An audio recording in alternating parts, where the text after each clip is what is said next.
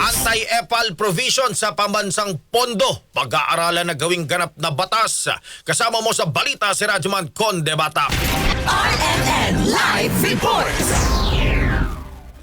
Pag-aaralan ng liderato ng Senado na gawin ng ganap na batas ang Anti-EPAL Special Provision na nakapaloob sa national budget sa ilalim na ng 2026 General Appropriations Act o GAA ay naglagay ang Kongreso ng nasabing provisyon upang matigil ang paggamit sa mga programa at proyekto sa political patronage. Nang matanong si Senate President Lito Soto III kung makabubuting magkaroon na ng sariling batas ang Anti-EPAL Special Provision, sinang-ayunan nito na mas mabuti pang magkaroon ng batas para dito. Kung may ganap na batas ay mas magiging matibay ang provisyon at mawawala na ang bintang ng political patronage. Mababati na unang inakusahan ni Senator Amy Marcos na tadtad ng giniling na pork ang pambansang pondo ngayong taon na siya namang pinasinungalingan ni Soto na unfair at walang basihan. Tinitiyak ni Soto na sa ilalim ng 2026 national budget ay hinarang at inalis nilang anumang butas na maaaring magamit sa katiwalian ng ang pondo at sa execution o sa implementasyon na lamang magkakatalo na siyang babantayan naman